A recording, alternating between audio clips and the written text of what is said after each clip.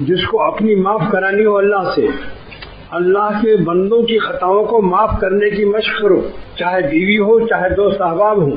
مزاج میں کرختگی اچھی بات نہیں ہے، نصیحت بھی کرو تو چہرے پر جمال و تبسم ہو۔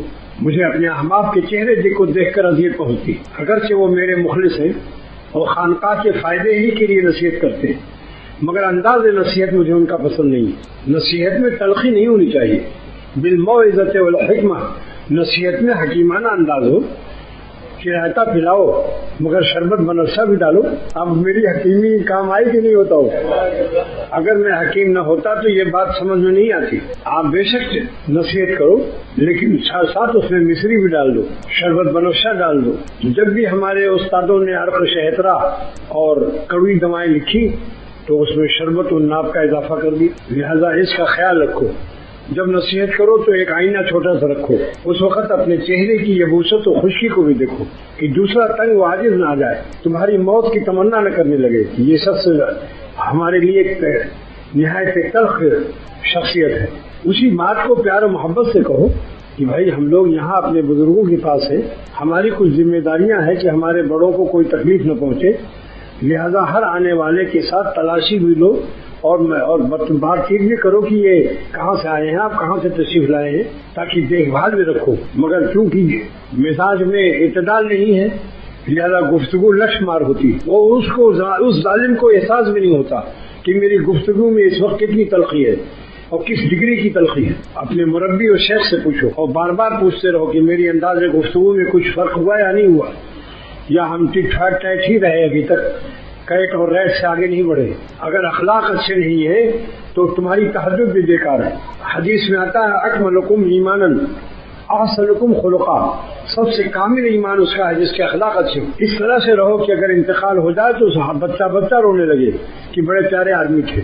نصیحت کرو مگر خادمانہ نصیحت کرو، مخدوم بن کر کے نصیحت مت کرو، خاص کر جو اپنی اصلاح کے لیے آئے ہوئے ہیں۔ یہاں مولانا شبیر علی مرحوم نے فرمایا کہ بعض لوگوں کو نصیحت کرتے کرتے تھک جاتا ہے آدمی، مگر وہ ویسے ہی رسی کی ایٹھن ہوتے ہیں، جل جائے مگر ایٹھن نہ جائے۔ لیکن فرمایا کہ کہتے رہو، انسان رسی سے بالا تر ہے، وہ کسی نہ کسی وقت ہدایت کو قبول کر لے گا۔ چنانچہ مجھ سے خود فرمایا، ناظم آباد 4 نومبر میں مولانا شبیر علی مرحوم بھی رہتے تھے اور میں بھی وہاں رہتا تھا، کیونکہ وہ حکیم الامت تھانوی کے بھتیجے تھے رحمۃ اللہ علیہ کے، تو میں ان کی خدمت میں جا کر درخواست کرتا تھا کہ حضرت بڑے حکیم الامت کی کوئی بات سنائیے۔ تو انہوں نے فرمایا کہ میں نے ایک شخص سے کہا سگریٹ مت پیا کرو، تو اس نے نہیں مانا، 100 مرتبہ کہا اس کو، میں بھی تھکا نہیں، ہارا نہیں، کہتا رہا اور میں نوٹ کرتا رہا، 100 دفعے کہا پھر بھی نہیں چھوڑا، جب 101 دفعے کہا تو چھوڑ دیا۔ تو ہر شخص کی ہدایت کے لیے کوئی لمٹ اور کوئی تعداد مقرر ہے اللہ کے یہاں۔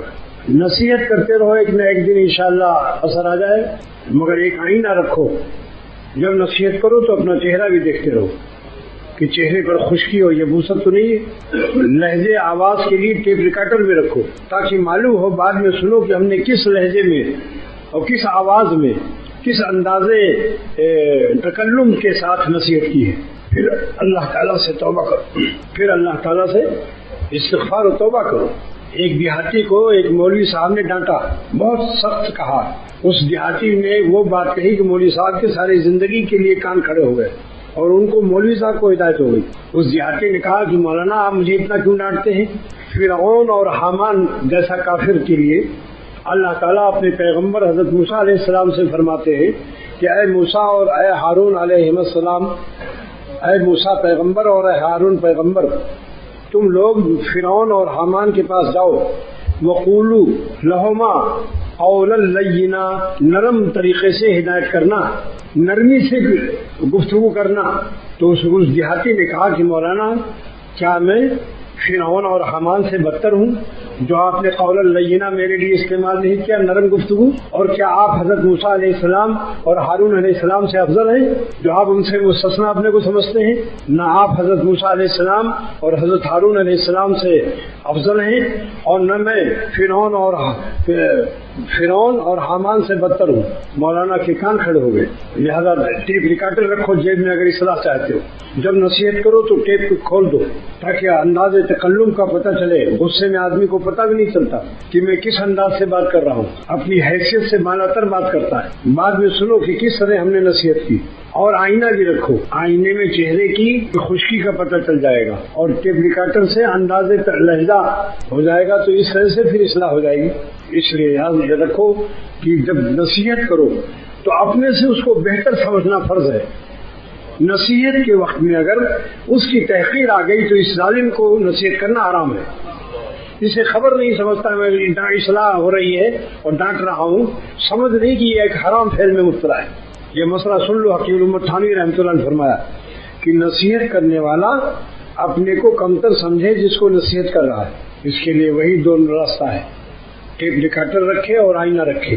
اس لیے یاد رکھو اس کو، اللہ کے ساتھ جتنا اخلاص ہو اللہ کی مخلوق کے ساتھ بھی اخلاص رکھو۔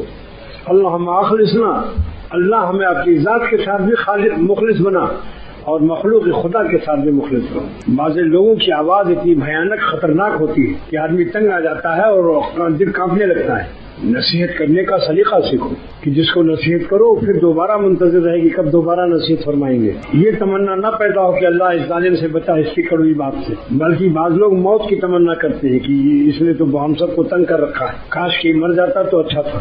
اور جب موت آ گئی تو قہقہا مارا اس نے، مظلوموں نے قہقہا مارا کہ ظالم خسکا اور جہان پاک ہوا۔ اس طرح رہو جیسے گلاب کا پھول رہتا ہے۔ اپنی خطا سمجھ میں نہیں آتی جب تک کہ شیخ و مربی سے نہ پوچھو۔ شیخ سے پوچھو کہ میں نے آج جو نصیحت کی میرا انداز تکلم کیسا تھا، چہرے پر کیا کیفیت تھی، پوچھو شیخ سے اگر واقعی اصلاح کی فکر ہے۔